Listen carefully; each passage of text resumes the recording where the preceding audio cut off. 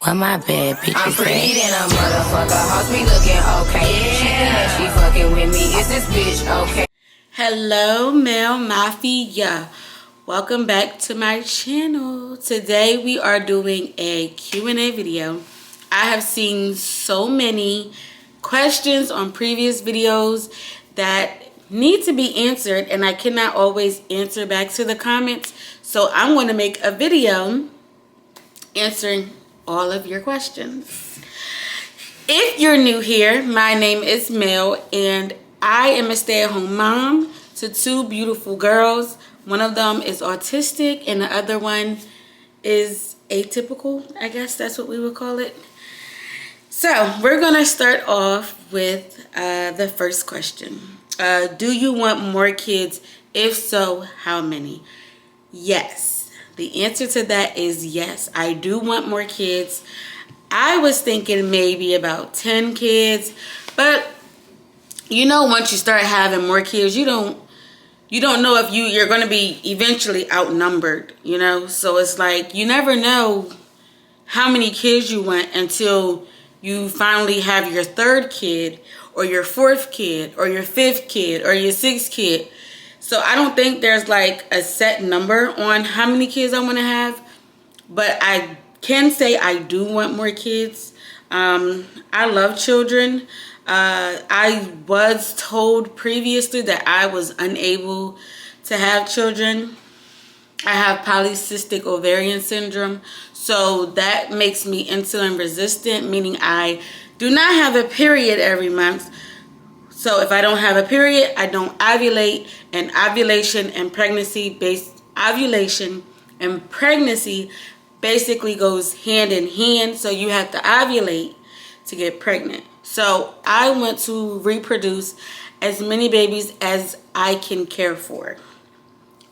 Realistically, I don't know if I can care for 10 kids, but I want a big family. I love having a big family.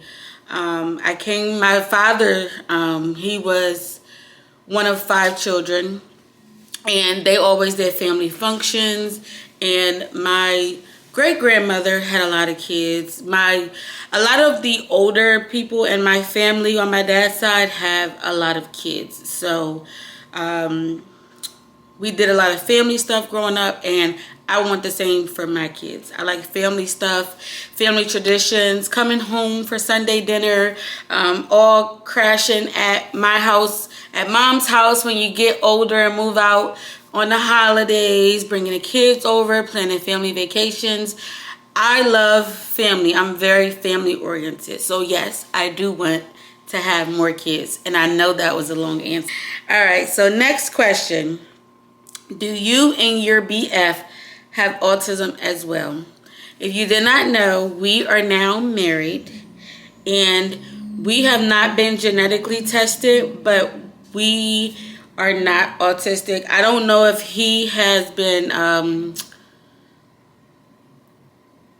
tested, because there's a series of tests you go through when you have autism. You have to go through a mind test, I believe, like where they figure out where you are cognitively, and then there's like gross motor. They look at if you're stimming. They look at tons of things when you're autistic, and I know genetics do play. They say genetics play a part in it. I beg to differ, but I'm not here to discuss the politics behind that, because it can rub people the wrong way, and that's not what my channel is about, and I want to respect everyone's opinions. But no, my husband and I do not have autism.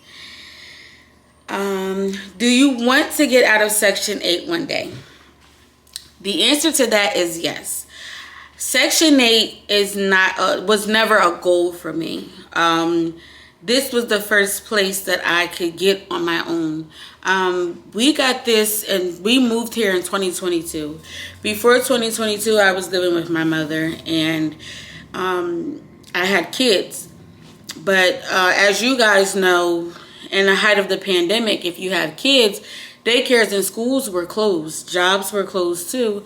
So we kind of were like pretty much floating around. So not floating around from house to house, but like floating around with out a job, because a lot of jobs had closed down. Then I started working from home in 2021, and I got the job history to be able to move. I was looking for a place to move.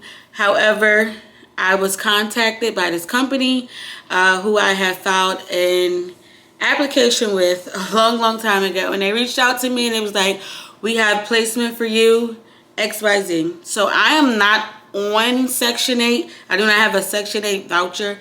I live in low income based housing, which is a form of Section 8 in our state, but this is like subsidized housing. So it goes based off your income. So I pay I pay 60% of my rent. So I don't have free housing. So I pay 60% of the total rent, and it can go up and it can go down. And it has went up previously. So I still have to have income to live here. I'm not just living completely off the government. But no, I do not want to stay here. I do want to get off of this and out of this. And I want to have my own house. I want to have my own space for my children. I feel like everyone should have their own room, their own space. My kids have their own personalities. They need to have their own space. They need to do whatever they want to do. I want a backyard for my kids. I want a pool. I want them to be able to climb on a jungle gym. I don't want them in the house all the time. I don't want to be harassed by neighbors or deal with the dangers of being targeted and attacked by people who can just walk past and decide that they want to target and attack me. I don't feel safe here, and no, I do not want to stay here. And yes, I hope to leave one day. What age did you and your BF, I'm going to say husband, meet? Chris and I met back in 2017. I don't know what age I was. That's too many years to count back. But I was in my early 20s when I had met him. Yeah, we met in 2017. We made it official in June of 2017. And we made it officialer in June of 2024. So we've been together for 7 years. So yeah, 7 years minus my age that I am now. I would say I was 22 when I met him. Did the math. By the way, math is my favorite subject. So that's how I could calculate. That's how I could calculate that so fast. I mean, it wasn't hard, but some people can't think of that stuff off the top of their heads, you know? Like, how old were you when you got pregnant? My first pregnancy, I was 23 years old. I'm lying. Was I 23? I don't know. Or did I give birth when I was 23? I was either 22 or 23. So I was with Chris for 9 months before I found out I was pregnant. So I had to be, I was 23 when I was pregnant. I found out in about April of 2018, and I gave birth in November of 2018. That's my first pregnancy. My second baby, I found out around September-ish of 2021, gave birth in April of 2022. Would you get a job soon? The answer to that is no. I appreciate your question, but no, I'm not getting a job. Social media is actually a job for me. You can get paid from YouTube, TikTok, Facebook, Instagram, Snapchat. You can monetize basically anything on the internet. I also have blogs that are monetized. I also have digital products that are monetized. You can literally make money from the comfort of your home. I did have a job, so I didn't just move here without a job. I did have a job. I got laid off in December of 2023. So we're in 2024 now. So I had a job. I literally just got laid off. And I've always wanted to start YouTube. I would start and then I would stop and I would start and I would stop. So I just became more consistent with it now since I had got laid off from my job. So I did have a work from home job, but it was also very hard to work and be a mother at the same time, even if you're working from home. So for example, I'm going to tell you guys a day in my life when I was working from home. So I would wake up, because my husband will already be gone because he worked wee hours in the morning. So it was basically me just doing it all alone. So I would wake up early in the morning. I would prepare breakfast for all of us. I would get us dressed and ready for school. And then around this time, it was cold outside. So I had the dress and layers for everybody. Me, a baby, and my autistic 5-year-old.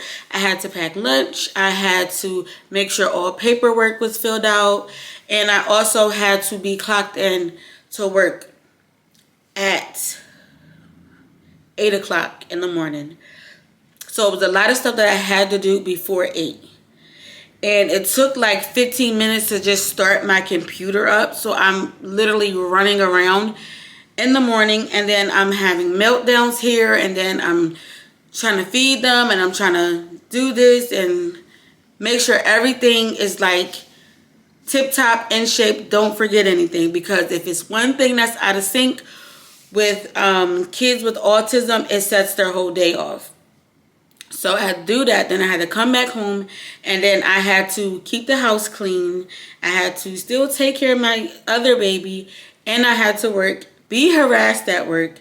And then since I was working from home, I had to stay online. So if my computer showed offline, and the computer goes offline if you're not moving the mouse or touching the keyboard for 60 seconds. So you're monitored on that as well. So if I go to change my baby, or if I'm doing something else and it takes more than 60 seconds and I go offline, I have my manager IMing me saying, "Why are you offline? What are you doing? I'm going to clock you out." So it's just like, everything was just so tedious, and it just really was very overwhelming. So I tried working. I did work. I held a job for most of my adult years. I used to work in daycare as well.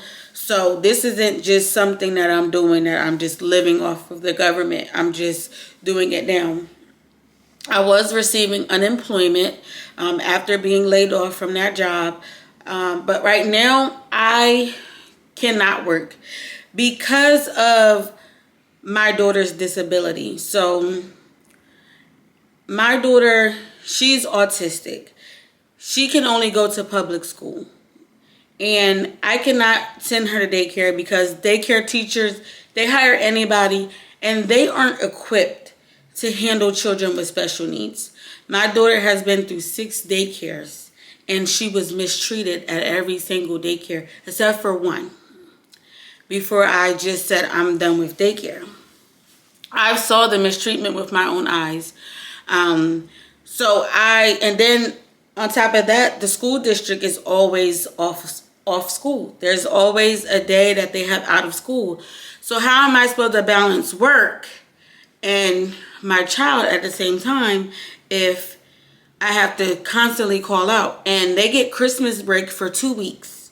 What am I going to do with her for these 2 weeks? I can't just put her in a daycare. And also, jobs aren't paying as much for me to even afford daycare for 2 children. So there's a lot of things that you have to think about when you're asking people, "Oh, why don't you have a job? You look healthy enough to have a job." My children come before any job. And I'm not going to just go out here and apply for a job knowing that the job cannot fit my schedule. So that's the reason why I am never going back to work, and I'm going to use social media as my main source of income. How are you a housewife and on Section 8? That's a good question. I'm a housewife because I stay home and I take care of the house. I'm married.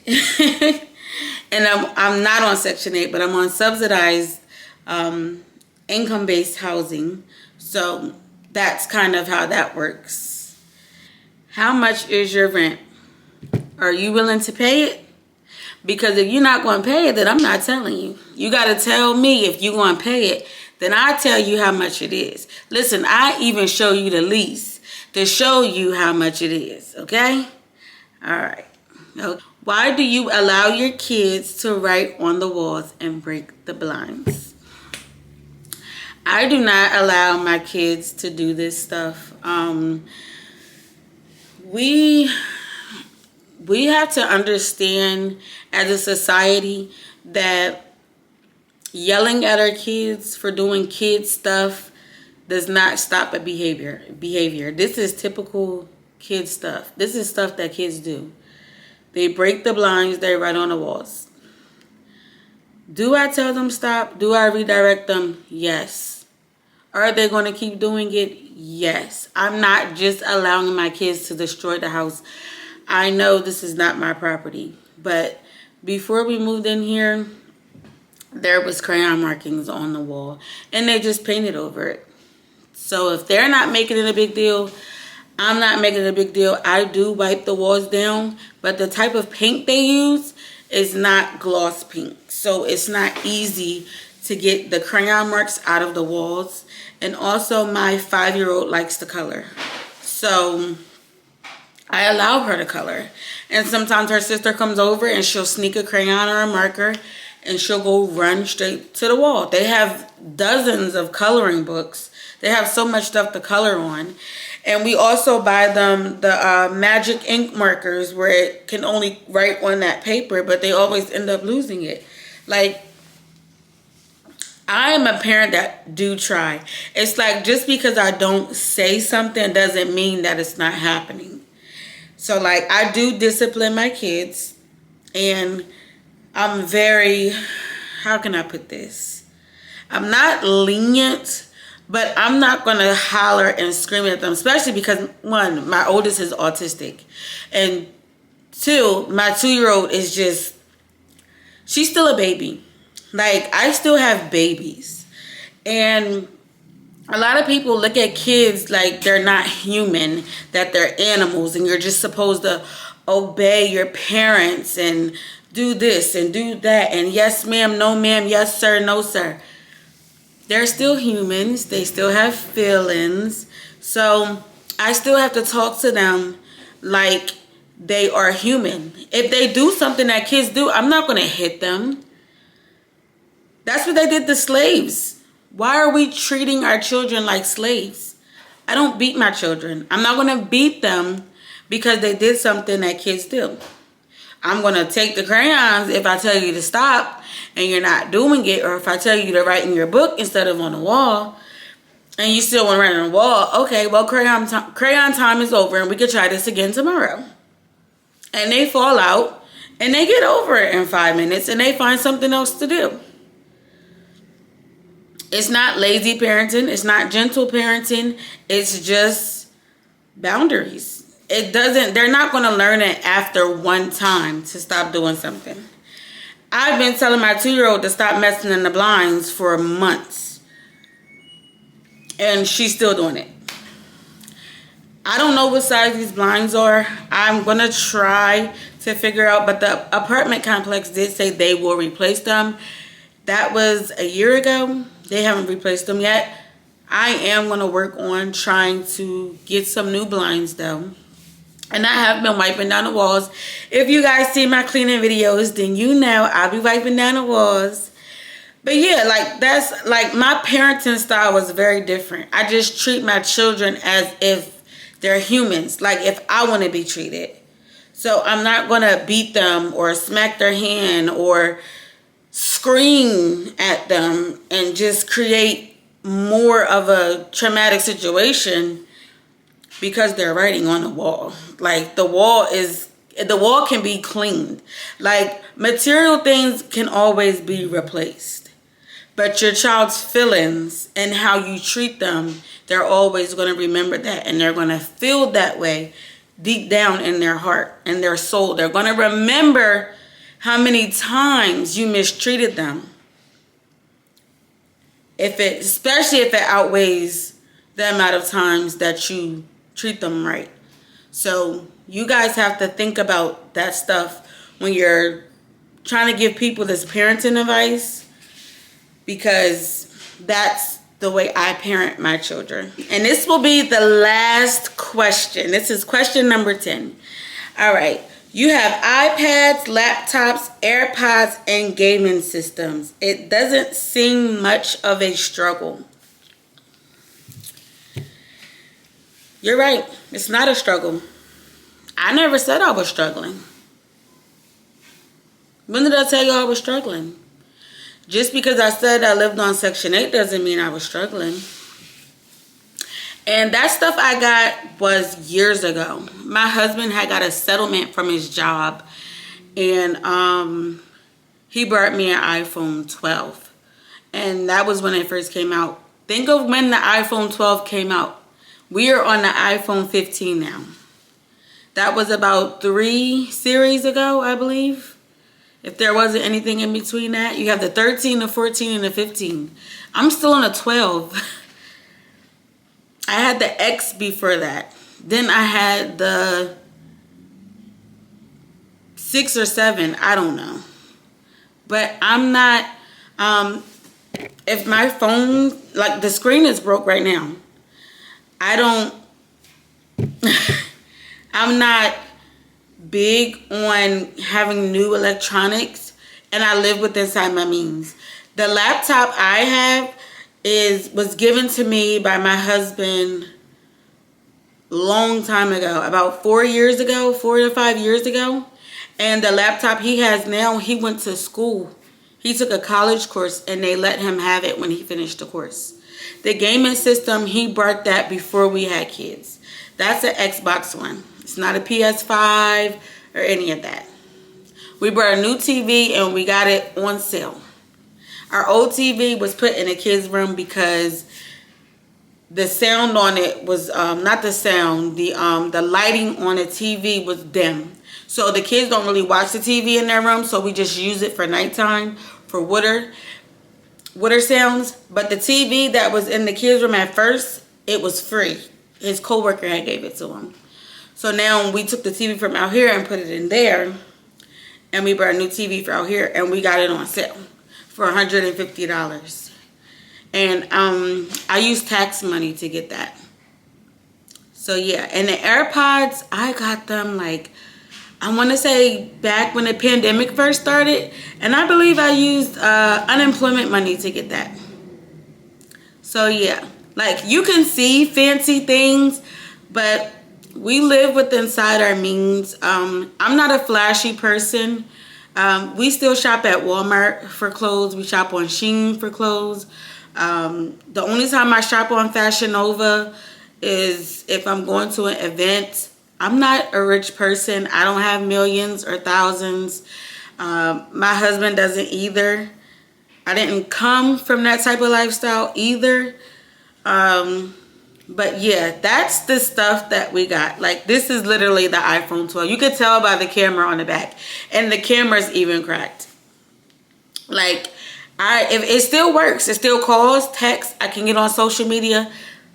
It still works. So I don't see a need to get a new phone just because it's something new. And I don't want to look like something that I'm not.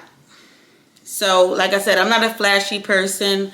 My ring is regular size. Like, I didn't want a big diamond. I'm living in the hood. Why would I want a big diamond on my finger? Even if I wasn't living in the hood. Like, I'm just not that kind of person to want to be that way. And yeah, that's pretty much it. Most of the money we spend it on our kids. Buying Bluey stuff. She has a $35 slide over there. This $60 Elmo chair, that was from a couple Christmases ago.